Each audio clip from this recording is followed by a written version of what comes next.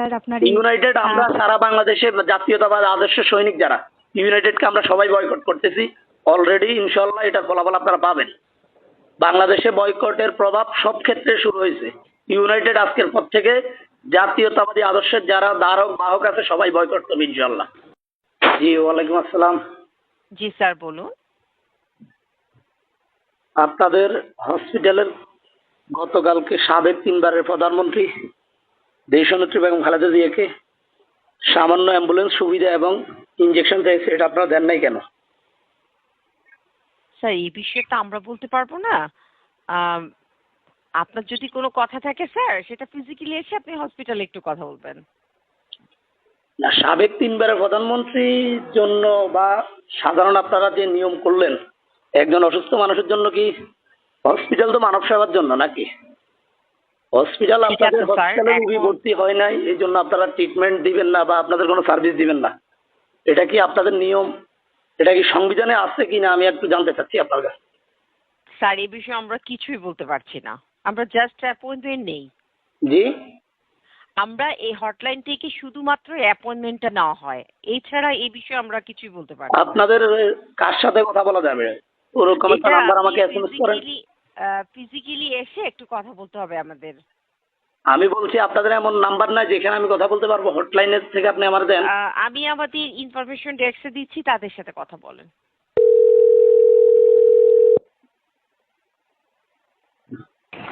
Hello, আসসালামু আলাইকুম, United hospital থেকে বলছিলাম। জি আসসালামু আলাইকুম। ওয়ালাইকুম আসসালাম। জি বলেন। গতকাল রাত্রে যেটা আপনারা করছেন এটা তো একটা ন্যাক্কারজনক ঘটনা হয়ে গেছে নাকি? একজন সাবেক 3বারের প্রধানমন্ত্রীর জন্য আপনারা অ্যাম্বুলেন্স দিলেন না, সামান্য ইনজেকশন সুবিধা পেয়েছে তাও দিলেন না। তা আপনারা হসপিটাল করেন কেন? মানে হসপিটাল কি মানে সাধারণ থেকে অসাধারণ বাংলাদেশের সাবেক 3বারের প্রধানমন্ত্রী, তার জন্য আপনাদের কোনো রেসপন্সিবিলিটি বা কোনো দায়িত্ব ছিল বলে আমার কাছে মনে হচ্ছে না আর কি। মানে আপনাদের কাছে আপনাদের নিয়মটাই হয়ে দাঁড়াইছে নাকি? স্যার আমরা আন্তরিকভাবে অনেক বেশি দুঃখিত স্যার আপনার ইউনাইটেড আমরা সারা বাংলাদেশে জাতীয়তাবাদ আদর্শ সৈনিক যারা ইউনাইটেডকে আমরা সবাই বয়কট করতেছি অলরেডি। ইনশাল্লাহ এটা ফলাফল আপনারা পাবেন। বাংলাদেশে বয়কটের প্রভাব সব ক্ষেত্রে শুরু হয়েছে। ইউনাইটেড আজকের পর থেকে জাতীয়তাবাদী আদর্শের যারা ধারক বাহক আছে সবাই বয়কট করবে ইনশাল্লাহ। আপনারা এটা একটা প্রেস বিজ্ঞপ্তি দেন, আপনাদের এটা অন্যায় হয়েছে, ভুল হয়েছে। আপনাদের কর্তৃপক্ষের কাছে আমার এটা অনুরোধ, নইলে ভবিষ্যতে এর জন্য আপনাদের অনেক লসের সম্মুখীন হতে হবে। আমি এটা ব্যক্তিগতভাবে মনে করি আর স্যার অবশ্যই আমরা এটা নিয়ে অনেক বেশি একটু চিন্তা ভাবনা করে দেখব।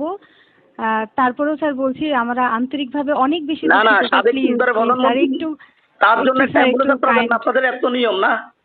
সাবেক 3বারের প্রধানমন্ত্রী উনি কি এদেশের একজন মানে সাবেক 3বারের প্রধানমন্ত্রী হিসেবে কি উনি এটা প্রাপ্য কিনা আমি সেটা জানতে চাই। স্যার অবশ্যই স্যার আমরা আন্তরিকভাবে এর জন্য আপনাদের ডেপুটি ম্যানেজার সাহেব বললো যে আপনাদের হসপিটালে ভর্তি না হইলে কোনো ইনজেকশন কোনো অ্যাম্বুলেন্স দেওয়ার নিয়ম নাই। আরে ভাই উনি সাবেক 3বারের প্রধানমন্ত্রী, এদেশের আপামর জনগোষ্ঠী যদি এখনো পেয়ার ইলেকশন হয় উনি আবারও প্রধানমন্ত্রী হবেন। স্যার আমরা তো নিয়মের বাইরে তো স্যার যেতে পারি না। না না কেন? একজন সাবেক প্রধানমন্ত্রীর জন্য আপনাদের এত নিয়ম?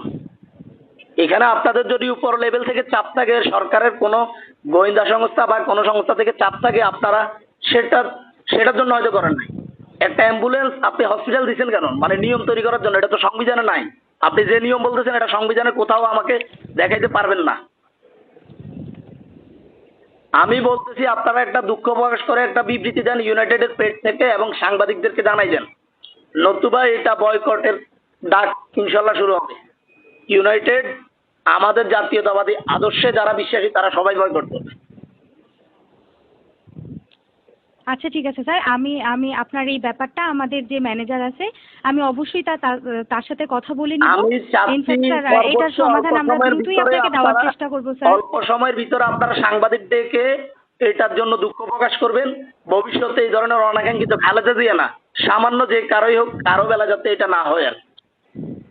আপনার হসপিটালে ভর্তি হয় না, আপনি অ্যাম্বুলেন্স দিবেন না, আপনি একটা ইনজেকশন দিবেন না, একটা মেডিসিন দিবেন না, এটা কি আপনার সেবার খাতের মধ্যে পড়ে? আমাকে একটু বলেন তো।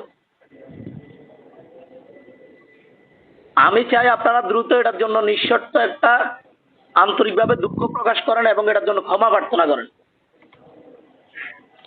অবশ্যই স্যার, আমি এই ব্যাপারটা আমার ম্যানেজারকে অবশ্যই স্যার জানাই দিব। ধন্যবাদ স্যার আপনাকে আপনার ওপিনিয়নটা জানানোর জন্য। না, আমরা তো এই দেশের নাগরিক, আমাদের একজন সাবেক 3বার প্রধানমন্ত্রী, এই দেশে গণতান্ত্রিক পরিবেশ থাকলে উনি আরো 2বার 3বার প্রধানমন্ত্রী হয়ে যেত এতদিনে। তো ওনার জন্য আপনারা একটা অ্যাম্বুলেন্স দিতে পারেন না? আপনাদের এত নিয়ম, হসপিটালটা করেন কি জন্য? মানে যেখানে নিজের রুগী আসবে শুধু তাকেই সার্ভিস দিবেন, আর কোনো মানবতা নেই। আপনার পাশের বিল্ডিং এ যদি আগুন ধরে, ও যদি আপনার ইউনাইটেড আগুন ধরে, কেউ আসি আপনার আগুন নিভাবে না, কারণ ইউনাইটেড নিয়ম হলে আমাদের আগুন আমরাই নিভাবো। ব্যাপারটা এরকম হয়ে যায় না? আল্লাহর মানবিকতা হইল কই? আপনি এটার জন্য দ্রুত সাংবাদিক সম্মেলন করে আপনার এটার জন্য দুঃখ প্রকাশ করার ব্যবস্থা করেন। আমরা অলরেডি আমাদের সারা দেশ, আমি এই ব্যাপারটা নিয়ে ম্যানেজারের সাথে স্যার অবশ্যই কথা বলবো।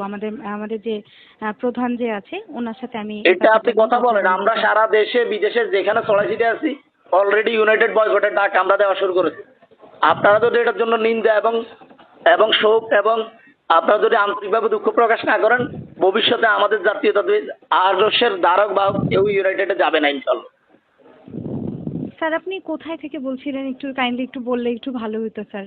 আমি লক্ষ্মীপুরে আমার বাড়ি, আমি ঢাকায় থাকি, আর আমি ছাত্রদল করি, ছাত্রদলের একজন কর্মী, বেসরকারি বিশ্ববিদ্যালয় ছাত্রদলের সেন্ট্রাল কমিটির ভাইস প্রেসিডেন্ট।